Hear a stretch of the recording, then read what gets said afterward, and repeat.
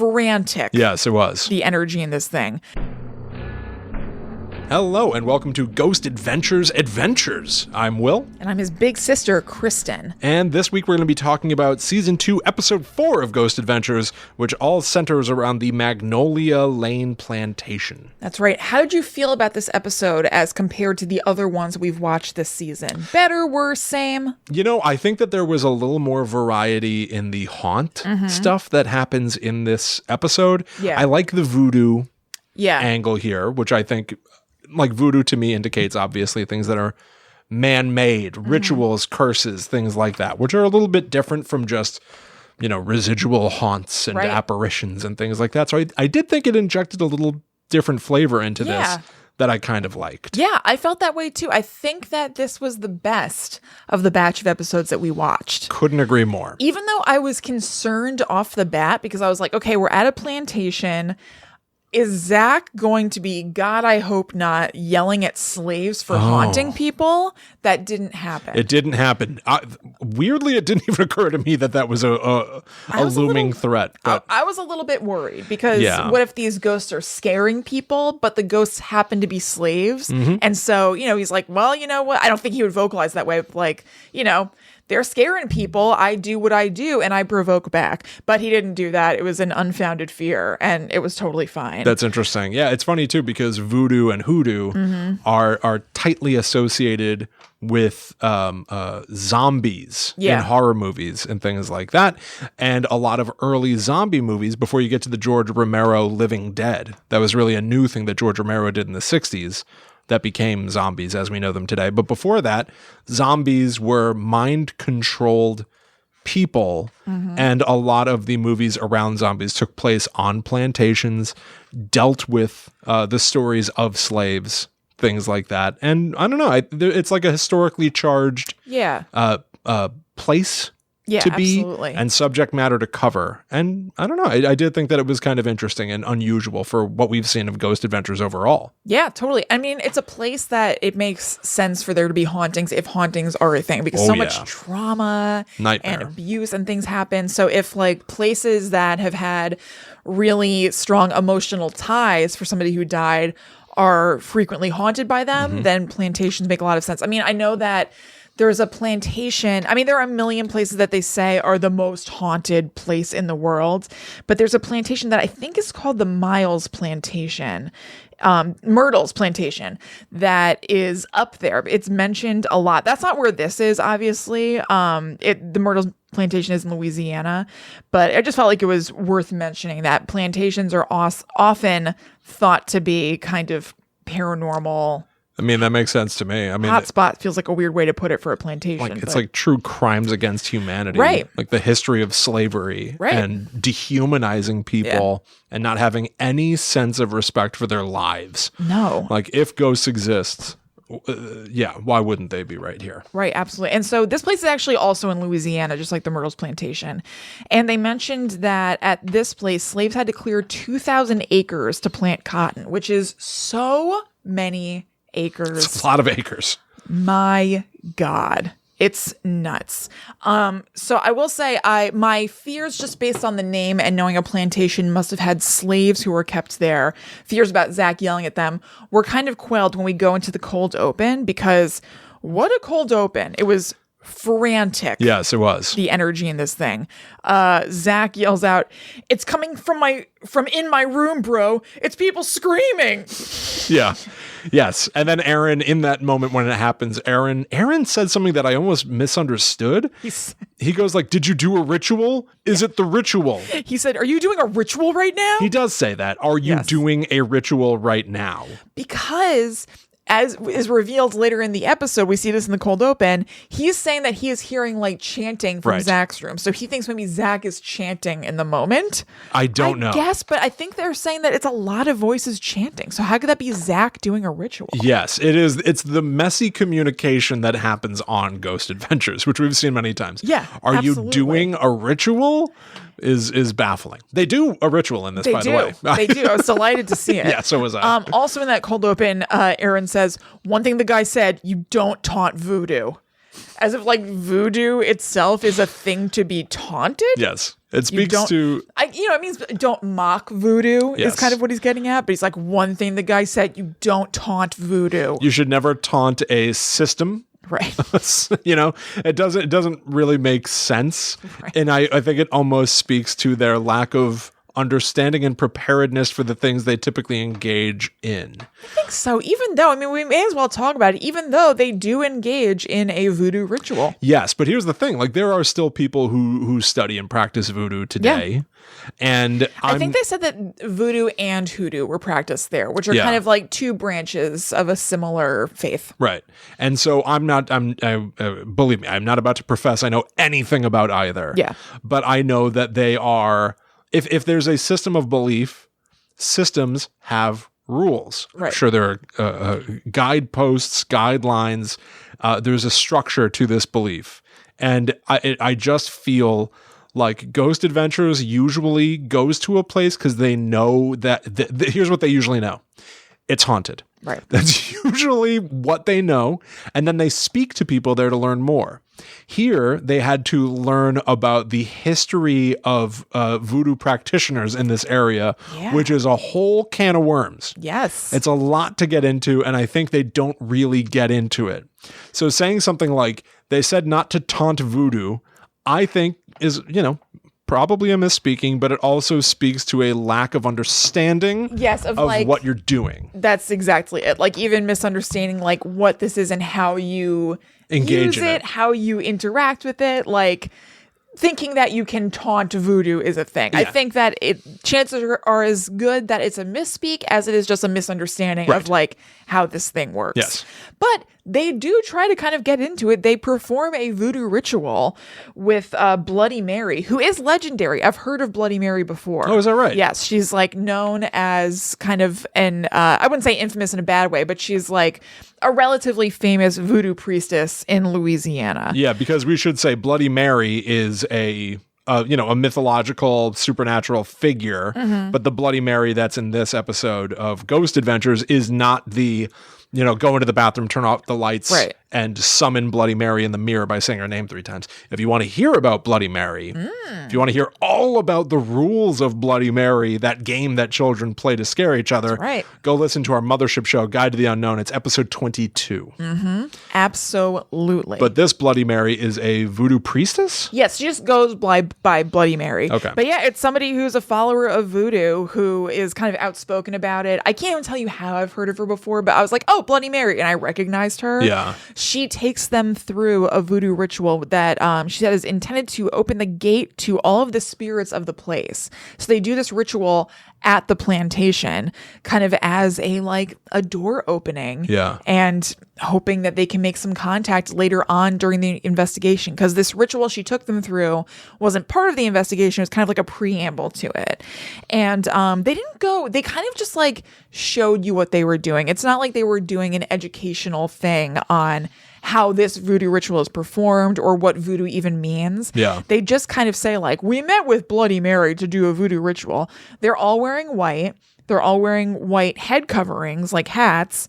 There's a fire involved, and they don't really go super into it. But they seem, just from watching the clips, because it's a lot of clips with voiceover, they seem to be respectful and like earnestly trying to investigate this. They're not like laughing and being like, oh, you know what I mean? Which I think you would have to be. The second that part of the appeal of Ghost Adventures is Zach, Aaron, and Nick kind of doofusing their way through scenarios, which gives them the absolute freedom to mock each other, to be in over their heads, to be freaking out at the slightest sound. But the second that you're engaging with somebody who's like part of this community and taking the time out of their day to be on your show and give you show some respect, and they do. Yes. Seemingly. Yeah. So I think that's the right tactic, even if you don't believe in what she believes. Yeah. Show respect because she's there doing it with you. Completely. And they seem totally fine with that. Yes. Now, there was some goofing around here as well. They had a guy named Dusty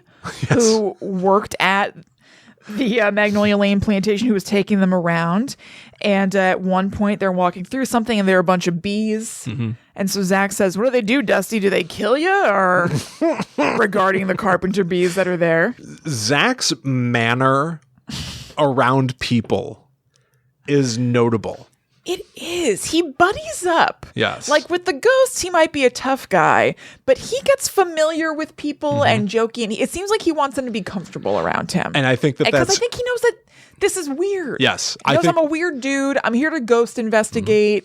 But like, I'm your pal. Yes. I'm going to say something kind of pretentious right now. Is that okay with you? Yeah. I understand how this might feel. I'm ready. But it is something that I genuinely believe in. Okay. So I work for a company called Hunt-A-Killer. Yes. And for this company, I do a lot of like media production, and sometimes that requires directing performers. And I really enjoy directing. I was thinking about this the other day because I'm about to tackle another sort of similar production. And I noticed that one of the things that I prioritize, even above getting the material down right, is instantly making friends with the performers, like immediately. Yeah. And sometimes, especially now because we do everything over Zoom, it's literally just being like, what have you been up? Like, what are you doing that's keeping you sane? As if you're talking to a friend, just being like, what have you been up to lately or something like that? And I work hard to not make it be overbearing of like, because you and I are best friends. Right. But I try to instantly create like a chummy rapport. Yeah. Because I want everybody to feel like they're friends so that when they record, they sound like real, actual friends. Yeah. Doing a thing together. I think that makes complete sense. And I can recognize that instinct in Zach, but he feels like, because I was about to say this and then I realized he literally was, he feels like the wedding DJ. Yes. Who walks up to the great old aunt. Yep. And is like, come on, Sally, you can dance better than that, with no knowledge of what this woman's life is, her ability, her comfort level of getting on the dance floor. He gets very familiar as a shortcut. Yeah, is that what it is? Is it the difference between friendliness and forced familiarity? I think it depends on who he's talking to. I think he does both. Okay, yeah, because I respect it.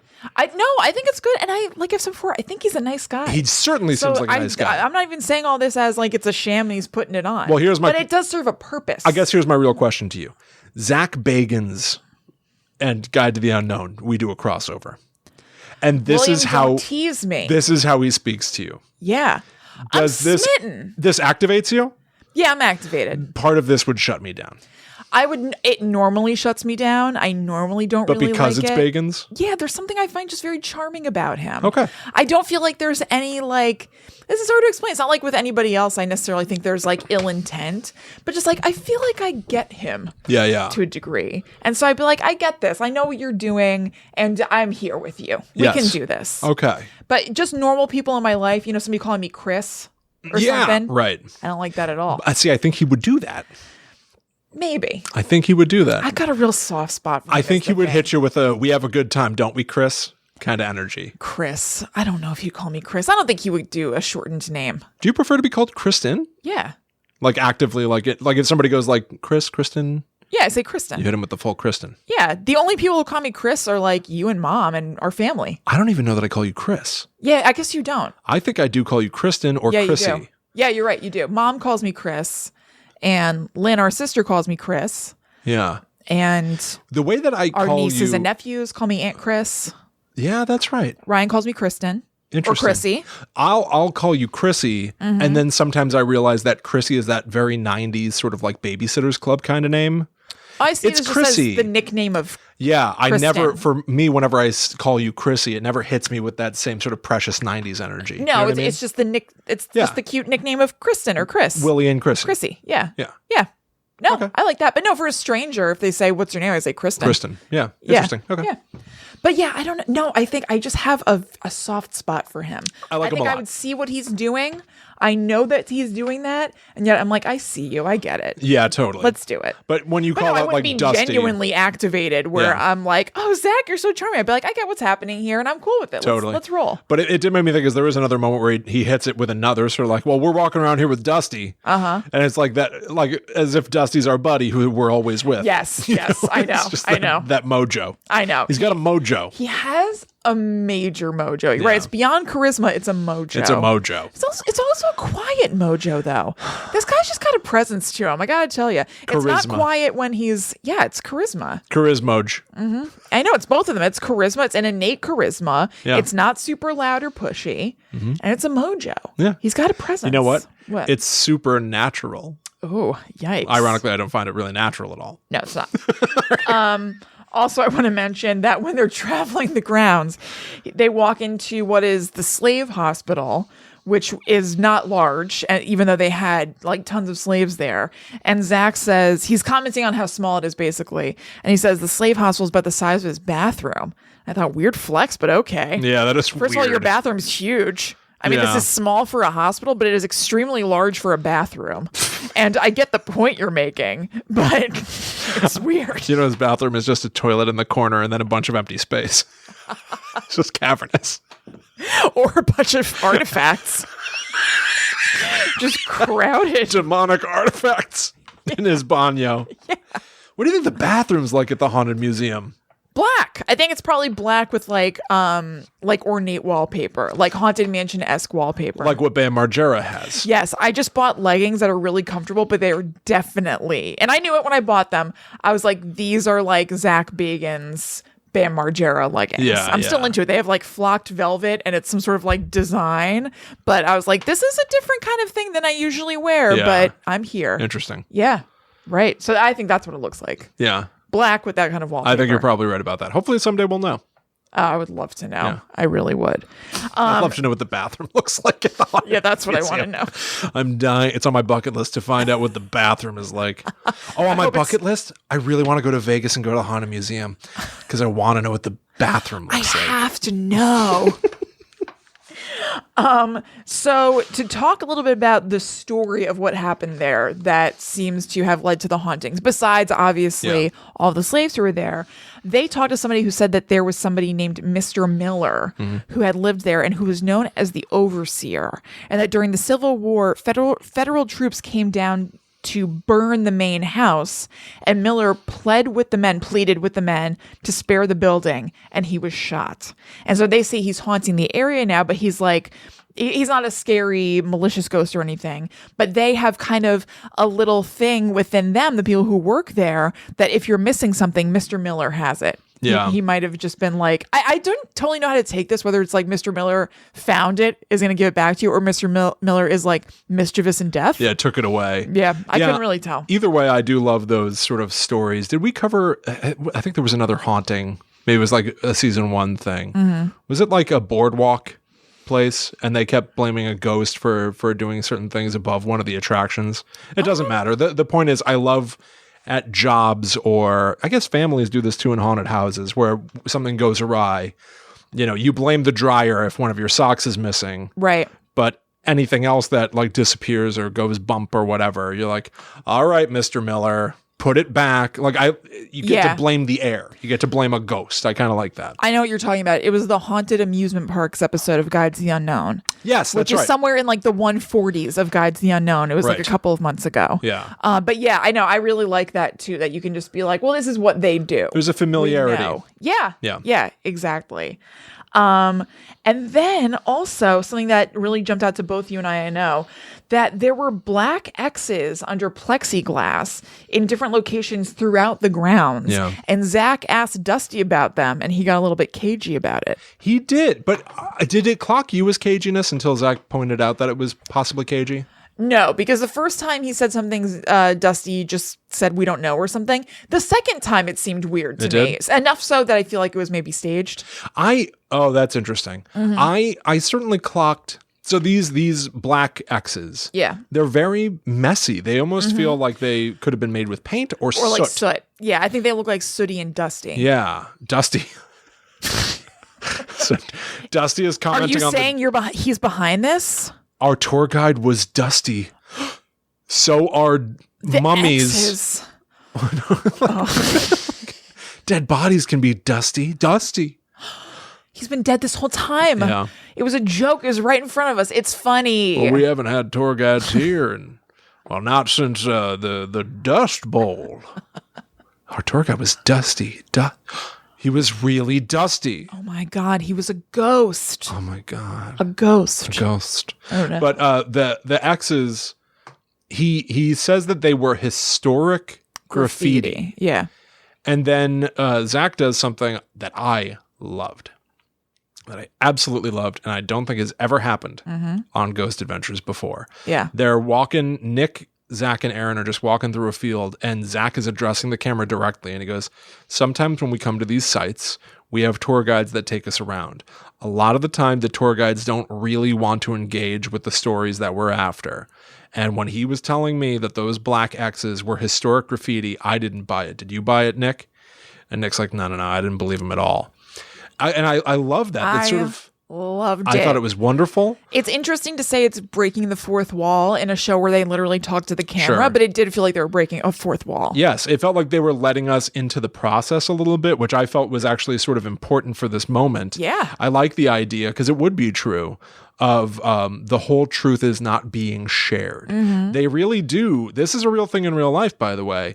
A lot of times, local maps, say, of parks, things like that, where they might mark trails for hiking, and they'll probably mark where, the sheriff's, the ranger station is or something like that. They will deliberately leave off locations of interest that are also dangerous. Yep. So there are other things in the woods that you don't know about because they deliberately don't tell you, because people have fallen from that cliff, because the ruins of this house are dangerous and people often go there and get themselves in trouble. Right. And I got that flavor here with the idea of Dusty not telling the whole truth, which I really liked. Mm-hmm. It amounts to Zach going, and I think X's have something to do with voodoo. Right. So they sit down with a laptop and they go to Google and he types in, do X's have something to do with voodoo? Enter. And Google, it gives you links to things, and under those links, it usually has a sentence or two from that source. Yep. And the thing that Zach highlights, he doesn't follow it to a page for a real source. He just sees the summary that Google gave him, and he basically highlights X's. It says something like people use X's to mark. It might have something to do with marking people up. Yes. He literally reads the tiny Google summary and then goes, this is why we came here. I know. It said that X's can be asking the spirits to help them or crossing people. Crossing people. That's what it was. Yeah. This is Which why. Is like cursing or hexing. We came here. Yeah. Like so energetic. Yeah. Didn't bother reading the article. He's like, I freaking knew it. Didn't bother reading the article. It might even say, some people think X's are used in getting spirits to help cross people, but they don't. Who knows? It could say anything. Absolutely. He didn't click the link. He Googled it.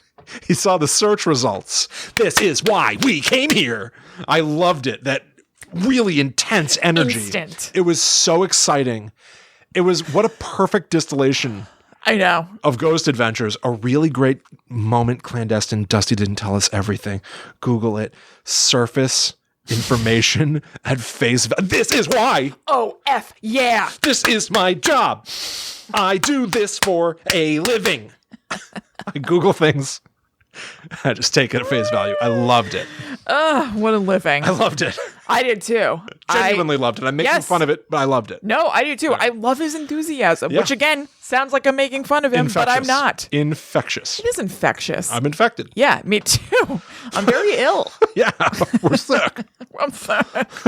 But I will say they did a little bit of due diligence because they also consulted with an anthropologist named Rolanda Teal, who said that, yes, it is conceivable that slaves there practiced voodoo and that it's also practiced today, but there's so much stigma that they do keep it low. Right. So it's not totally impossible that those X's could be something having to do with voodoo. Yes. And X's do have something to do with voodoo. Yes. For the record, they do. I just like that Zach Googled it. I know. And instantly. We've each gone to New Orleans. Yep. Did you tour St. Louis Cemetery number 1? Yep. So in St. Louis Cemetery number 1, there are a number of people that are said to be buried there. There are a lot of rumors that a voodoo priestess is buried there, and a lot of people think they know which mausoleum is hers. Right. And it is very popular in St. Louis Cemetery number 1 in New Orleans to scratch X's onto the grave itself, literally defacing a grave with X's because each X stands for a knock. And 3 knocks are said to bring good luck or any number of thing. But so X's are common to see associated in places that respect or are associated with voodoo. So it is true. Yeah, it is. Did you leave anything there or do X's or anything like that? I didn't. Not in. Oh boy, did I in St. Louis Cemetery? It's probably not impossible that I would have left like a coin, but more than anything, I think in St. Louis Cemetery, I just didn't want to affect anything there. That to me, the cemetery itself felt like a bridge too far. Yeah. I went to the Voodoo Museum. Yes, so did I. Where they had like rougarous and human skulls that have like cigars jammed into their bony mouths. And I definitely left $1 and I wrote a prayer and put it in the wishing well in there. Definitely. Yeah, I did too. I think I left a bobby pin at the mausoleum that they say is Marie Laveau's. Yeah, everybody leaves something there. You'll see 3 stones piled side by side on top. A lot of things happen in threes. Yeah. Marie Laveau. That's right. I couldn't think of her name. I feel like I might have because I can't pass up opportunities. I'm not good at that. Yeah. But I definitely did at the Voodoo Museum. Yeah. Loved New Orleans, by the way. Yeah. Absolutely loved. All those parts of New Orleans I was obsessed with. Yeah. I loved it. The Pharmacy Museum. It's all very cool. Yeah, it was great. So they also talked to somebody who's a historian another anthropologist. His name is Ken Brown, who has done digs in the slave cabins that are there on the property. And he said, which I think is a really fun detail, that there are students who are afraid to work in that area, so they don't. Yeah. And he just lets them not. Yeah. Which I think is kind of cool. And Ken shows Zach a bottle that he says is meant as a spell, and that it was placed by a window so that people who were gambling outside, their luck would be collected in that bottle for whoever had left it by the windowsill to have for themselves. I love that. I love it too. I just think it's so cool. There's an elegance to that idea. Yeah. I mean, a lot of like witchcrafty stuff and voodoo and things like that are kind of literal in that way. And I think it's really, really awesome. It's not necessarily always so flowery or lofty. Like, it's meant to be simple. It's meant for you to connect with it. And you connect with simple things that you can remember, symbolism that's instant. Yep. And so a lot of stuff in voodoo and, like I said, different forms of witchcraft are just as simple as that. It's a collecting thing that you leave by a window or in an area where you know people are gambling. They're kind of stirring up luck while they're gambling, and this is meant to collect that luck. Yeah. I think it's awesome. Luck is a quantity. Yeah. Absolutely. They also talk about the story of somebody who was called Aunt Agnes, who was a healer who lived in Cabin 1. And they said that cabin has a lot of activity. So that's one of the places that they investigated. The cabin had things move around. Doors have opened up and closed on their own. And that anthropologist Ken Brown said that one time he walked in and there was nothing outside as he walked in, did whatever he was doing. And that when he walked out, there was a line of yellow powder outside the door. Right. What? Yes. And that's a very like familiar thing for, I think, the idea of like arcane magic. Yeah. Drawing a line in powder, like a line of salt or something like that. Right. Very interesting. That's awesome. Whether it was somebody pranking Ken Brown, or if it was something, I loved that. That would spook me. If I went into somewhere and I came out and there's a line of powder on the ground, I'd be like, what line am I supposed? Is this keeping something in? Is it keeping it out? Yeah. Am I doing something bad by crossing this line? Is this cool? Oddly, in the reenactment of like what the powder looked like within the show, it wasn't like on the doorstop. So it didn't seal the doorway. Yeah. It was just sort of like on the doorstep. Yes. You know what I mean? So like there was, you could move around. You could have scooched. Yes. So maybe they ran out of whatever they were using. Maybe it's like, how like when you use like a dustpan, it doesn't get 100% of everything. You're left with like a little line of dirt. Yeah. Maybe somebody was scooting around with a broom and a dustpan. Zhuzh it away with your foot and pretend it wasn't there. Yeah. You just kick away the remaining dirt. Who cares? Disperse it again. It's fine. I collected it all. Yeah. Disperse it once more. Yeah, exactly. It's fine. As above, so below. It's all this and whatever. And all this. I also really like that guy, Ken Brown, suggested that they place their X's for the day when they're like marking spots to hit up, deliberately in the cardinal directions. So hitting north, south, east, west, because that's the way the graffiti X's were placed. So it's like keeping in line with the X's that are also here. You should do this. That's cool. I liked it. Yeah. I'm really digging the season 2 because even here they used again like a placard that was the landscape of the plantation to talk out where they place their X's again. I feel they're getting a lot better at the production of this. Yeah, I think that's true. What did you think about them going to that crawfish restaurant? Well, the way they get to the crawfish restaurant, the transition to get to the crawfish restaurant, Zach goes, before we get locked down, let's get some tail. And they're at a crawfish restaurant. Get some tail. 80. It's like, I was about to say, what are you from the 70s? It's like Porky's. Who talks Suddenly like we're that? watching Porky's. Yeah. And it's like something Michael Scott would say again. There are a lot of Michael Scott isms. There's a lot of Michael Scott to Zach, for sure. But it's not even like a prudeness in me that's like, what? I'm just like, what? Who talks like this? Pure body talk. It's body talk. It's body and ribald. Yeah. I don't even know what ribald means. I think. Ribald, whatever, who cares? I'm going to be ribald soon.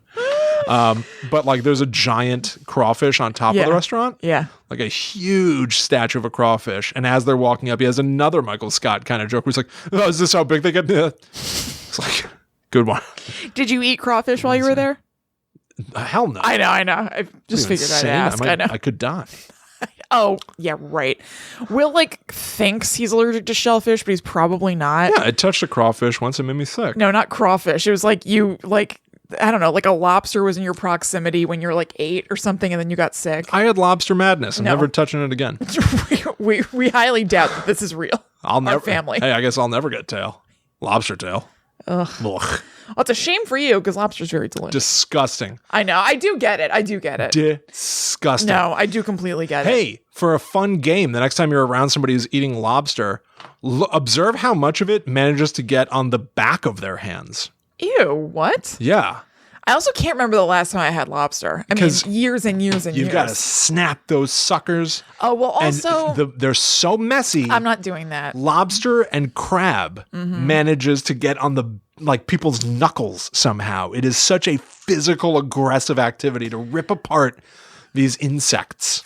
I know, they do giant bugs and suck the meat out of their exoskeletons. Ew, I don't eat food in that way. No, thank you. I won't eat food that I have to work for in that way. I'm not big on wings because of that. No. Aggressive. Yeah, I want fork to mouth. I don't want to be pinky out. Yeah, pinky out. Yeah. I can't be doing cracking lobster tails. No, thank you. But you ever seen a lobster's face? Yeah, I guess. Can't even tell what the hell you're looking at. I don't know what's going on there. I did feel weird about them dumping all those live crawfish into the thing. I know that's how it happens. I know that, and I do eat meat. I know I'm a hypocrite, but I was like, this feels not good. Listen, you and I were both vegetarian. Yeah. For years upon years upon years. Yeah. I still, I've been non-vegetarian for 5 years. Mm-hmm. I still feel guilt and shame about eating meat. I do too. Still. I do too. And I've done nothing. I've done nothing to stop it. But I still do. Yeah. But there is, even though I'm aware of the cow's journey to a plate, it is so much different from watching somebody put a lobster in a pot. I know. It is very hard to watch. I've seen it exactly once, and it gave me a sense of guilt that I couldn't believe. And I didn't even eat it. Yeah. I just couldn't stand it. No, I don't like it. But having said all that, I did like them going to a local establishment. I liked to hear it too. From locals about, what's their knowledge of the plantation and all that kind of stuff. When he says to the cashier that they're going to stay overnight in the plantation, the cashier's reaction is like, "Oh no." Yeah. Which was you're going to do that? Really fun, scary. That would be threatening. Yeah. And to see that people around that area regard the Magnolia Lane plantation with a sense of fear. Mm-hmm. It made it feel more real. Yeah. Kind of. Mm-hmm. I also really liked the little kid he spoke to. Yeah. Who Zach was like, would you stay in there? And the kid took a beat and then he goes, "You'll never get me alive, mister!" And ran away. It was awesome. I was not prepared for that. That's a great little kidism. Oh, where you're sort of like, where did that come from? Yeah, I know. Where did you hear this? You'll never get me alive, mister? Yeah, what's going on? It was awesome to me. Is that kid watching old movies? Yes. Definitely. Bizarre. It was excellent. I say let's zoom and talk about the what's it called? The investigation a little bit. For sure. Even though, with the investigation, there's not quite as much variety to talk about. It's a lot of being scared at noises. I know. But of course, every place has their own It's turning things. out more and more here that the investigation itself usually amounts to us saying the same things. It's cool to watch, but there's just not that much to say about it. Correct. What is the the evidence or the ghostly interaction that jumps to your mind first? Well, it's not evidence or ghostly interaction, but something really creepy. When they went through a fancy bedroom into another door, and there's like another room where they're hanging tons of dried gourds. Yeah. In that room. That was very strange. Yeah. It is weird. I mean, I think there was just a normal reason for it, I guess. But first of all, they're in all darkness locked down. So that kept saying they were like alien eggs. They're like, what are these things? Like, what the hell? That's strange. That would have freaked me out. It's unusual. You know what? I just watched, possibly for the first time, the original Evil Dead. Oh, really? I watched it with Allie the other day. I don't think I ever saw the first one, which is very weird for me. Yeah, I'm surprised. But watching that, there are in the cellar a lot of like bits and pieces hanging from strings from the ceiling. And I do think that that's really interesting horror imagery because it indicates somebody in here was up to something purposeful. Yeah. We don't know what. We may not understand it. To what end? But to them, it was quite systematic and purposeful. Right. And for this, it's probably a relatively mundane modern thing, or maybe it does carry some meaning that's not sinister. But if you're going in there and you're not familiar with it and you don't know what's going on and it's pitch black, how alarming would that be? Absolutely. And it's tangible. Yes. It's real. You can touch it and be like, what? Why are these like this? Right. What's the deal? Most of what Ghost Adventures does and gets is intangible and debatable as to whether or not it even happened at all. Right. This was real. And that's very interesting. Yeah, it was strange. It speaks to a historic thing a human did. Right. And I think that that's also potentially threatening. Again, I don't think in this case it was threatening. Probably not. But like it indicates somebody was up to something. They didn't brief them on it. You know what I mean? Like they had gone through the house in daylight and checked things out, and they came upon something that they hadn't come upon earlier. Yeah. And that would scare the hell out of me. Yeah, 1,000%. 1,000%. The one that jumps out to me is it's Nick. No, sorry. Zach and Aaron walking outside, and they approach one of the houses, and a light is on in it. And it turns off, it turns back on. I believe Zach even starts going, like, they start like doofuses approaching and be like, what is that? Whoa. Just like getting... Yeah, losing it. Guys. I think that was cabin 1 where Aunt Agnes had been. I think. Oh, okay. I lost track of the landscape there. But like they start like flashing flashlights through the slats on the windows and just like acting like major goobers where it's just like, they've got like no chill. No. So it's just like, whoa. Like for all they know, like it could just be somebody in there doing something. And then all of a sudden the person inside just doing some normal thing has to contend with Zach. Like, are you in there? Is someone in there? Right. Like, sir. No chill. Won't stop talking, like shouting and running. And there's two of them just talking over each other. What are you doing? But so Zach starts like jamming a flashlight in the window and being like, this is so you can see there's not a motion detector that turns the light on. It's just like a mess. But then they back up again, and they're observing that the light in this quiet, small house on this plantation is turning on and off, almost seemingly at random, except that Zach at one point goes, if there's someone in there, turn the light back on. And it goes right on. And so it starts to build that now, again, celebratory skeptic me. Yeah. That's nothing. That's some sort of an electrical glitch or whatever. But once you start saying... Once somebody audibly says out loud, if there's somebody in there, if there's a spirit in there, turn the light on. Yeah. And it goes on. Now you're building that association. Yeah. And it starts to build the story in your mind that there is a ghost, an intelligent spirit in there that's responding to what you're saying. Yeah, it changes things. Then a tour guide comes around and Zach is like, did you see what's happening in this house? And he's asking him about it. And he goes, has this happened before? And the guy goes, no, I've never seen that happen before. And it made it feel, that moment in particular just felt, it's so different, you know, like so much of what else they get here are EVPs. Right. So seeing something in smoke. We've seen this before. We've never played the light game. That's true. And so that also, similar to like the voodoo of it all, that injected, I felt a sense of intrigue here that was different from what we usually see Zach respond to. Yeah. And made it be something that's not part of his repertoire. Right. You and I have both gone to like a ghost hunter thing where they grab a little flashlight and ask the spirit to turn the flashlight on or off. For some people, that is in their bag of tricks to have ghosts interact with light. Zach doesn't typically do that. Right. So for them to stumble across it, and it's like this whole house thing, I thought that it was interesting. I thought it's the kind of thing that I want from Ghost Adventures. It didn't spook me, didn't scare me. Nothing on the show really does, but it was one of those things, the rare thing on the show that makes me go, what if? Yeah. Like they don't know what that is. They can't really explain it. And conspicuously it's Zach and Aaron. I don't know where Nick is. Sure. So cynical brain wants to say he's in there flicking the light switch up and down. Yeah. But barring that, I don't know what that was. And it was very entertaining. And I want to believe that ghosts are real. And I really got close there in wanting to give them the benefit of the doubt. I enjoyed that moment. I think that was one of the standout moments here for me. Yeah. You know what else I thought was really interesting? I think it was Dusty again. That Dusty used the term Lulu for ghost. Yeah, I liked that too. I hadn't heard that before. And I love just, I don't know, like local... A colloquialism. Yep, exactly. I'm just going to go ahead and Google Lulu ghost, and it may yield exactly nothing. That's really the last thing I have to say. So let's look at Lulu ghost. There's a Lulu ghost town which is contaminating my search history. It turns out, I guess somewhere in Florida, there's a city called Lulu, which has been abandoned. There's a Lulu city in Colorado. Just a lot that's going to contaminate. Yeah. I can't, we would need finding it, but he called it a Lulu for sure in the show. Yeah, I think we would need to find a way to filter out the town from our search results. Yeah. Even Googling Lulu ghost term, I'm getting like a creepypasta. I put name for ghost Lulu.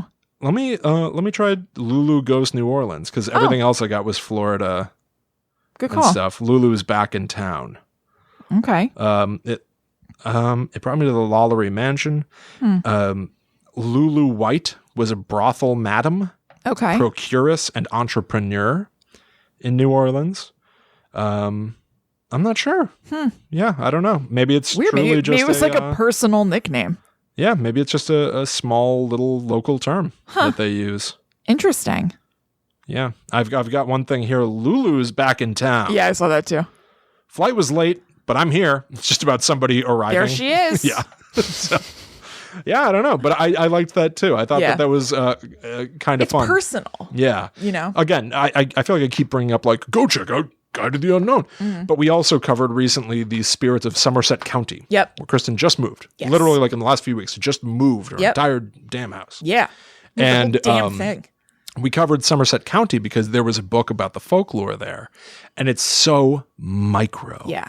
A lot of people, when they talk about ghosts and urban legends, like they will bring up a Bloody Mary, where it's a large international story that's gone from coast to coast and crossed over the pond. Children do this. All children try to summon Bloody Mary. Right. But the boogeyman. By getting really micro in that episode, and I feel like a flavor of it here with that guy mentioning Lulu. It's like, what are the ways that ghosts impact your daily life in ways that you don't always intellectually observe? Yeah, and just the way you move through the world. Like he might forget that that's not a nickname for ghosts that everybody has, but it's just so ingrained in him. Yeah, because he did have to back it up. Like Zach was like a Lulu, and he goes, like a ghost. Yeah, right. Like he had to translate. Yeah, which is from small town to something that Zach will understand, which is real. Yeah. That's like a very real way that people engage with folklore. Absolutely. And I loved that. I did too. Yeah.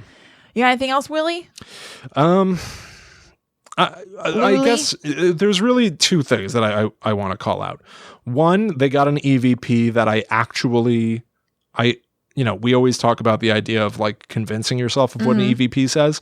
But at one point they say they get an EVP that calls out Aaron's name. Oh yeah. And I could hear it. I could too. Yeah. And I thought that was kind of interesting. They don't dwell on it that much. You'd think that they would make way more hay out of that. Right. Of like, let's really dance around because the spirit addressed Aaron. I know that happens like not infrequently on the show where I think they're really going to go to town on something and then they kind of drop it. Yeah, exactly. And then the last thing that I want to say, because again, it's another point of debate really more than anything, but because it was special because they never do this. When they're engaging in Bloody Mary's ritual to open the doorway. Yes. They're dancing around a fire And they've got photographs from that fire where they say you can see the face of a woman conjured in the smoke. You can see an eyebrow, an eye, like half of her face. Right. In the photograph they put up on the screen, were you able to see it? Yes. I wonder, seeing a face in smoke is identical to seeing a shape in a cloud. Yeah. We all have this, you covered this once. Yes. That pareidolia. Pareidolia, where our brains like patterns. We like to recognize shapes. We look for faces and things. Yeah. We look for recognizable things in shapeless stuff.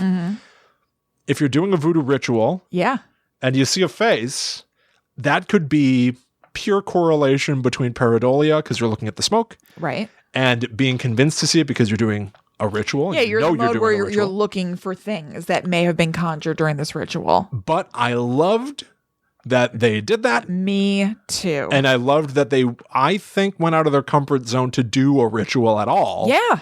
And arguably got a result. Yeah. Arguably. Yeah, absolutely. Yeah. I just, yeah.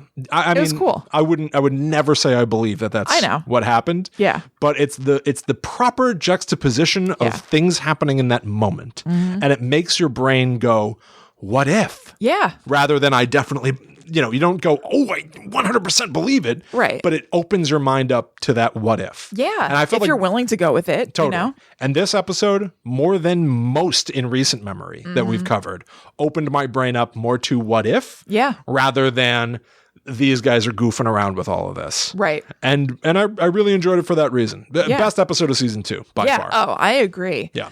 Well, William, if your mind was opened, I know.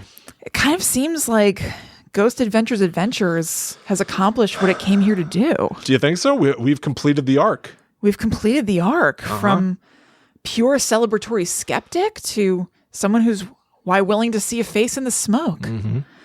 And so, William and I have decided to conclude Ghost Adventures. That's right. To level with you, it's not for that reason. Sure. I'm just kidding. That was just a good transition. We close at the beginning. That's right. We open at the close. That's right. Exact opposite. Yeah. But same thing. Yes, absolutely. But no, honestly, it's been really, really fun to do. But I'm going to level with you guys. It takes a lot of time. Yeah, I think that this show, while very enjoyable in the moment, frequently turns into, oh crap, I've got to watch the show.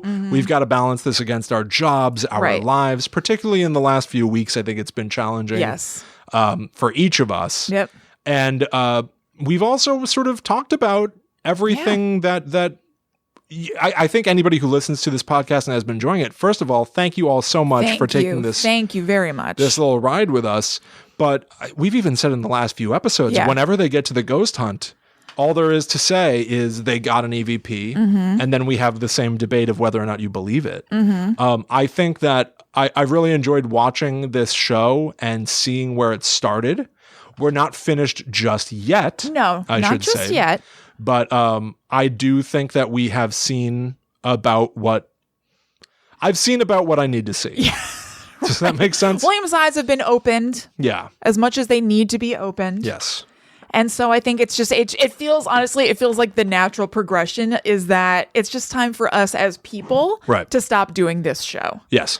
So we don't want to leave you high and dry, though. No. I know we're leaving you in the middle of season 2, but you may or may not know that in real time, as Ghost Adventures rolls on, they are visiting the Joe Exotic Zoo that was looked into in the documentary Tiger King. Yes. So William and I have decided that a nice close to Ghost Adventures is to zoom into the future from where we are right now in season 2, the present, as we sit here. So Will and I are going to see the latest. We're going to watch the latest episode of Ghost Adventures, which will be that Joe Exotic Tiger King haunted special. And we will be back next week to talk to you guys about that special before we bid you adieu. Yeah. I think it'll be kind of interesting for a number of reasons. One, I imagine that for me at least, I think you've seen some of the modern stuff. Yes. I've mostly seen the modern stuff. Even with watching a season and a half here? Yeah. You've watched that much of Modern Ghost Adventures? We've only watched now 12 episodes. That's a lot of episodes. That's 12 hours. I've seen 12 hours of Ghost Adventures. Whoa. I know. That's half a day. Yeah, well, I didn't do it consecutively, unfortunately, but yeah, no. Well, anyway, for me, I think it's going to be pretty whiplash-inducing because this is the last time I'm seeing Nick, right? Oh, that's right. Were you ready to say goodbye? I felt like I didn't really see him much in this episode. Yeah, I don't anyway. think you really. Yeah, he didn't have. It wasn't really here. Yeah. So, goodbye to Nick. Bill Tolley of Ghost Pimps. Yes. Now, yeah, that might be jarring. I guess now he's supposed to be my new friend. He is. Okay. And a fourth guy, Jay something. Jay Ackerman or something like that. It's not Jay Ackerman, but I don't know what it is. Yeah, that might be the guy that directed Seinfeld. Oh my God. It honestly might be. It might be. Anyway, I think it's going to be interesting to do this like sort of flash forward for me to see what they do now. I also think Ghost Adventures, it's a lot of fun. But also there are 19 seasons of Ghost Adventures. Yeah. And I would be doing this until my future daughter is like 15 years old. Mm-hmm. And it's just hard for me to imagine. What's the problem? I know. It's just hard for me to imagine. It's hard. That's the other thing. I don't know if we've definitely mentioned it on our main show, Guide to the Unknown, but I don't think we've talked about it on Ghost Adventures. Adventures, maybe not. William has a daughter on the way in February. Yeah, exactly. So my time is going to be at a premium soon, which is another consideration to take into account here. Yep. I'll be sorry to see Ghost Adventures go because I've really enjoyed it. Mm-hmm. I think we've talked about a lot of really interesting stories here. I'm very excited to see what modern Ghost Adventures is like, particularly at a very polarizing place like Joe Exotic's Tiger Menagerie. Yeah. I did not watch Tiger King, by the way. I did.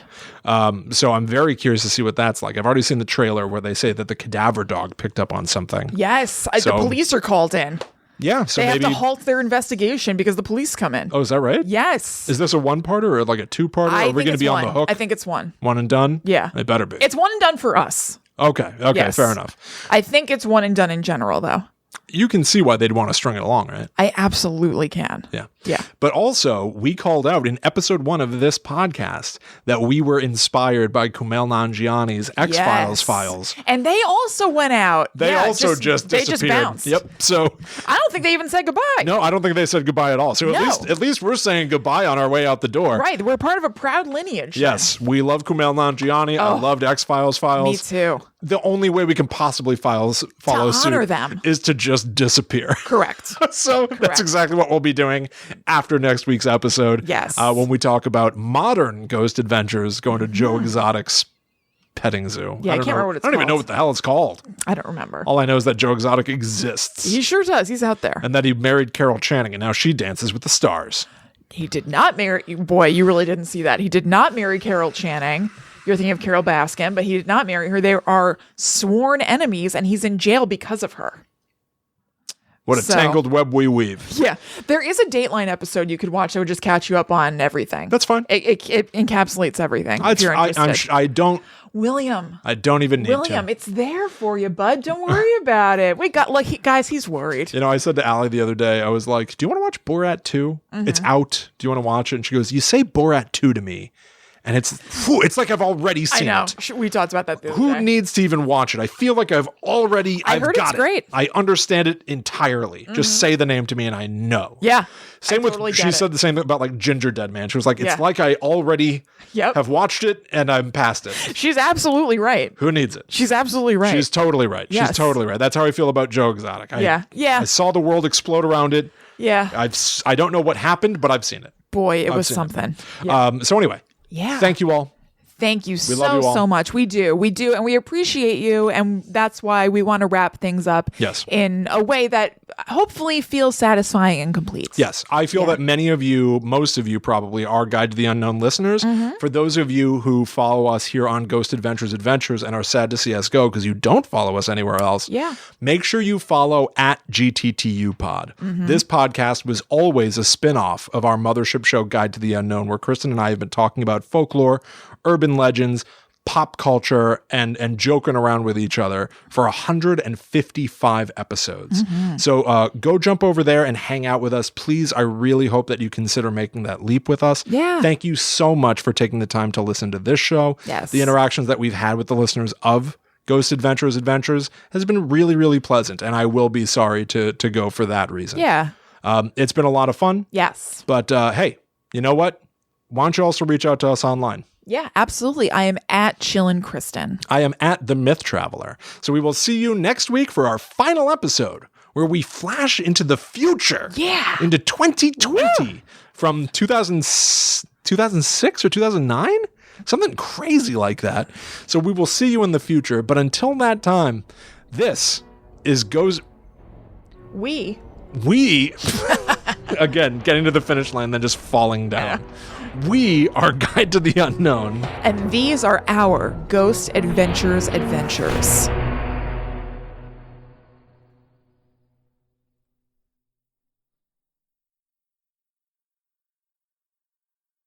Blah. Finito. Finito. Goodbye, yo. Knock, knock, knock.